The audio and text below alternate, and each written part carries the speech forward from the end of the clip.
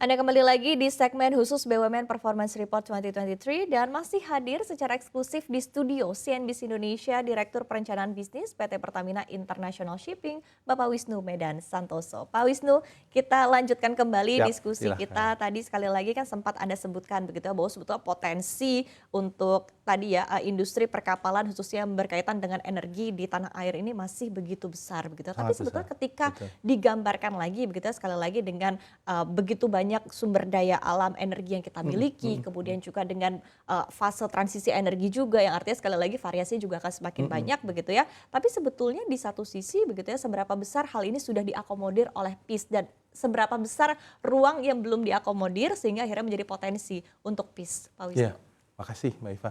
Jadi kalau kita mundur sedikit ke belakang ya, dari sisi energi sendiri, energi di Indonesia itu tumbuh sangat masif. Apalagi kan kita mulai memasuki masa di mana kita siap akan take off ke arah yang upper middle income country lah ya. Udah pasti nanti kebutuhan energinya akan tumbuh secara signifikan. Ini pun saja dengan kebutuhan dengan profil saat ini pun rata-rata growth kargo domestik kita tumbuh mungkin sekitar 5-6% per tahun. Itu sangat masif sekali. Dan di luar angkutan BBM dan ini potensi pun masih sangat besar karena Indonesia itu kan energinya juga sumber energi yang sangat besar. Betul. Terkait dengan bio, nanti ke depan juga terkait gas, amonia, itu menurut kami masih sangat besar sekali. Dan itu tidak akan mungkin PIS seorang diri akan bisa mengcover itu, Mbak.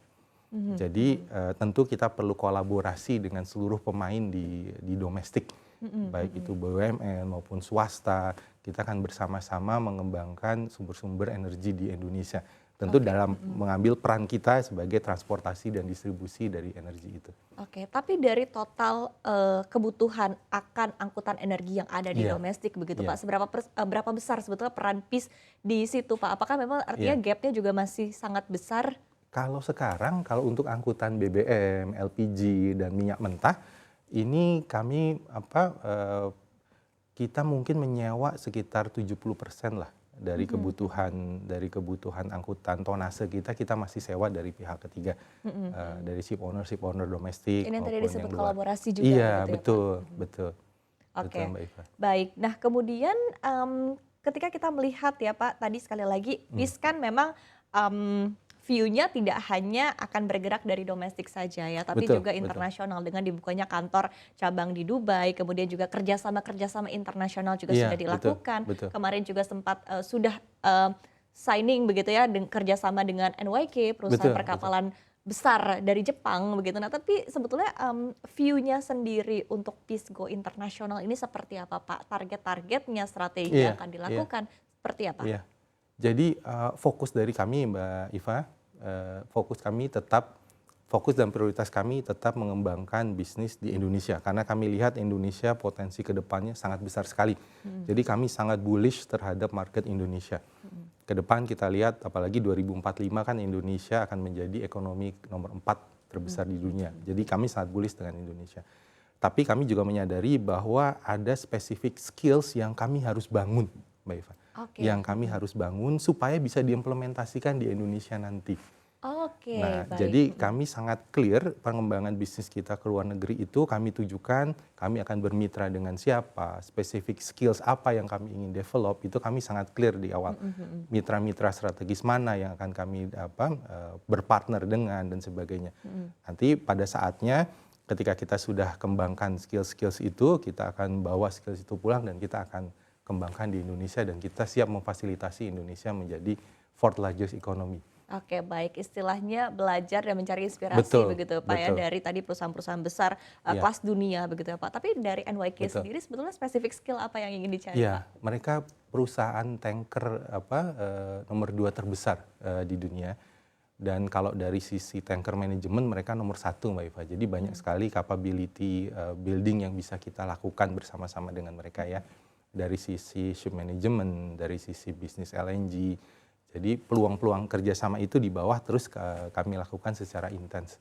mhm. Nah, hal seperti ini akan kami replika nanti dengan mitra-mitra bisnis capable lainnya di luar, Mhm. akan kita terus kembangkan. Jadi tidak akan berhenti hanya di NYK saja nanti. Oke, Baik, nah kemudian saat ini kan PIS melayani 26 rute pelayaran di Iya, 5 benua ya Pak Wisnu. Nah apakah ke depannya PIS akan berencana untuk menambah rute-rute baru dan sebetulnya tadi ketika Anda sebutkan juga begitu bahwa sebetulnya di satu sisi PIS memang masih fokus kepada pengembangan secara domestik begitu ya. Nah penggunaan optimalisasi dari penggunaan rute yang ada secara internasional ini seperti apa? iya.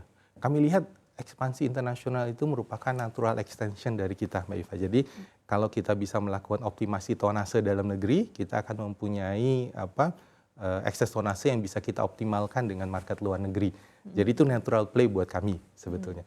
Dan dua yang misi yang lebih mulia sebetulnya, Mbak Iva, kami menyadari sebagai perusahaan tanker terbesar di Indonesia, kita punya misi mulia menjadi flag carrier untuk Indonesia, pelaut-pelaut Indonesia agar bisa merambah dunia internasional. Oke. Jadi 26 rute internasional yang itu benar-benar dioperatori oleh awak-awak terbaik Indonesia, Oke. oleh awak terbaik Indonesia. Dan bahkan Mbak Iva, sebelumnya, sebelum 2020 mungkin 2019 ke bawah, itu sebelumnya status Indonesia di di Tokyo MOU. Jadi Tokyo MOU itu adalah perkumpulan dari negara-negara anggota IMO yang ada di kawasan timur dunia. Itu statusnya masih grey, Mbak Iva. Tapi karena waktu itu salah satu kapal kita ada yang sudah berlayar dan bisa diterima di US, statusnya sekarang sudah white. Jadi Oke. kami mengemban misi itu juga, Mbak Iva. Jadi pengembangan internasional tidak bisnis semata buat kami, tapi itu juga niatan mulia flag carrier untuk membawa nama Indonesia ke penjuru internasional. Oke, baik. Artinya di satu sisi juga turut memberdayakan potensi domestik ya Pak ya, Iya, baik di tingkat kandungan lokal armada hingga sumber daya manusia juga begitu ya Pak ya. Nah tapi kemudian upaya lain juga yang dilakukan oleh PIS begitu tadi selain yang Anda sebutkan seperti apa Pak Wisnu? Iya, itu tentu dari sisi capability technical itu juga menjadi tujuan dari kita. Ya ini mungkin kita bersama-sama dengan Kementerian BUMN sedang dalam upaya untuk membangun inisiatif galangan nasional ya. Nanti PIS juga akan berpartisipasi ikut di dalamnya. Itu mungkin hal-hal keteknisan yang tentu akan kita kerjakan bersama-sama.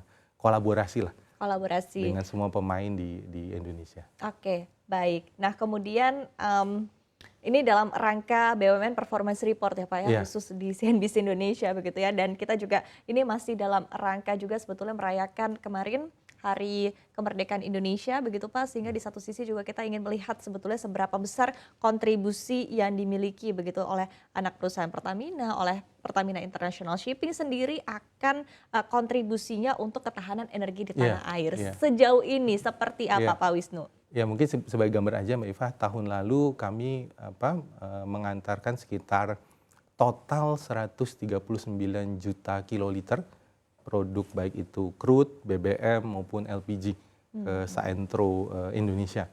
Jadi PIS merupakan urat nadi kalau boleh dibilang urat nadi dari pengiriman energi nasional.